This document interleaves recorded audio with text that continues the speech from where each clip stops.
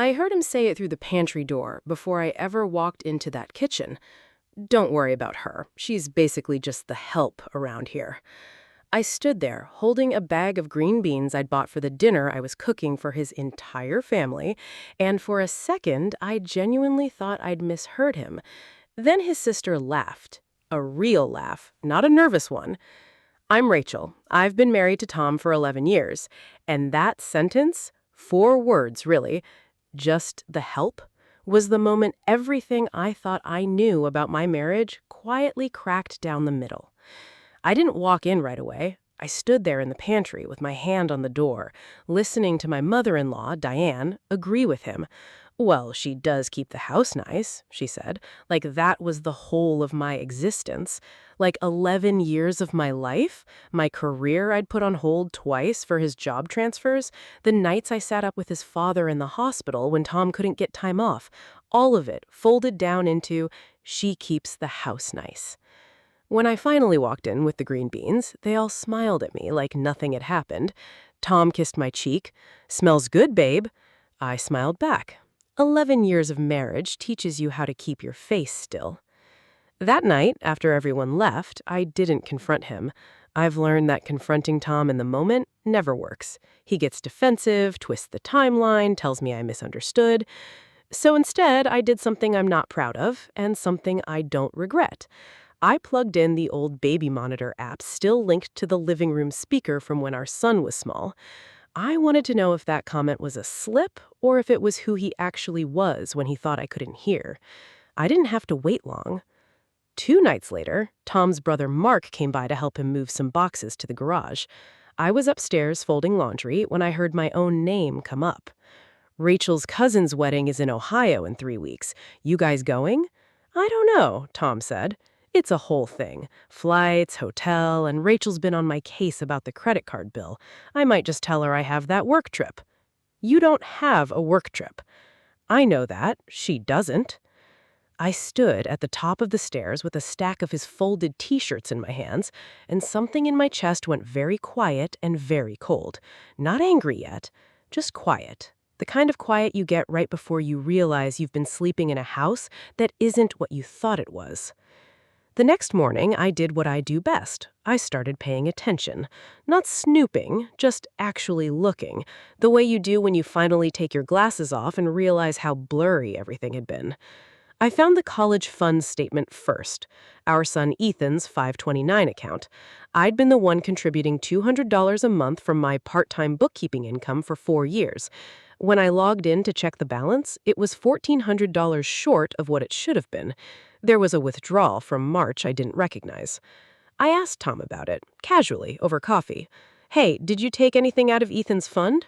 He didn't even look up from his phone. I moved some to cover the truck repair. I was going to put it back. When? I don't know, Rachel. Why does it matter? It's my money, too. That was the second crack.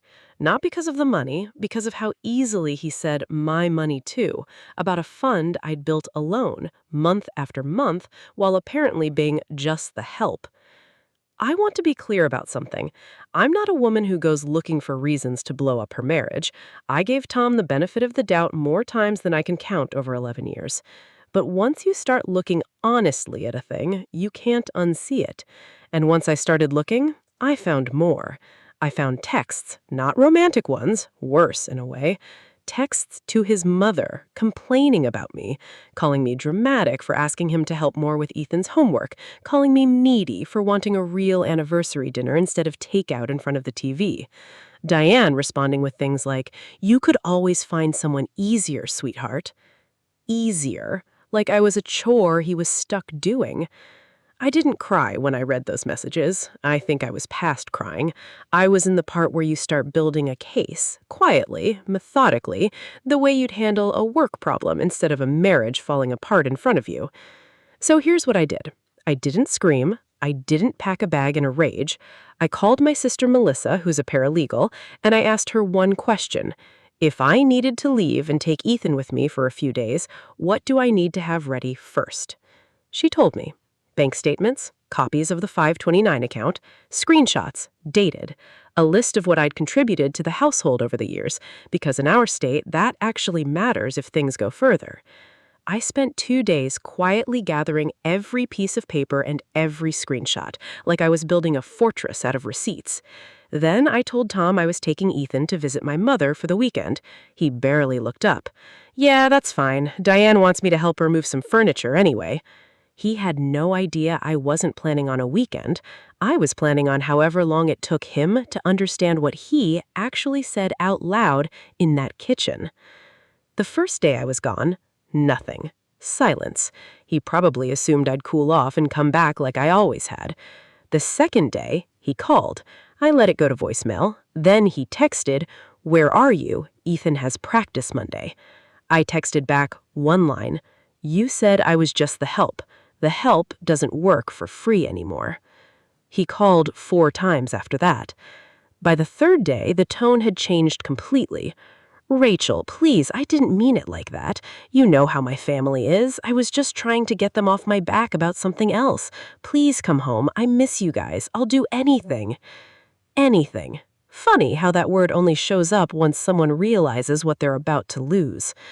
I did go back on the 4th day, but not the way he expected. I didn't come back apologizing. I came back with Melissa's folder of documents in my bag and a list in my head of exactly what needed to change, in writing, not just promised over a candlelit dinner he'd suddenly decided to cook. I sat him down at our kitchen table, the same one his family had sat around while calling me the help, and I laid it out plainly. The withdrawn money from Ethan's fund needed to be replaced within 30 days, in writing.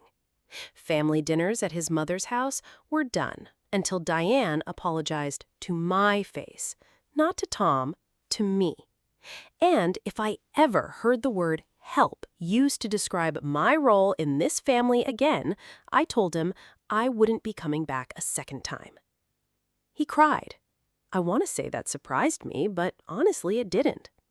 Men like Tom don't usually cry over losing you.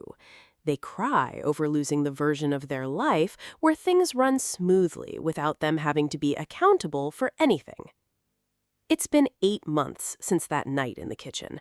Tom did replace the money. Diane did eventually apologize, stiffly, awkwardly, but she said the words. Things aren't perfect. I won't pretend a marriage heals in a straight line just because one conversation went well, but something did shift permanently that week, and it wasn't just in my marriage, it was in me. I stopped being the person who quietly absorbs what people say about her because keeping the peace felt easier than making noise. I learned that sometimes the most powerful thing you can do isn't yelling, isn't slamming doors. It's simply walking out quietly with the paperwork already in your bag and letting someone sit with the silence long enough to understand exactly what they almost lost.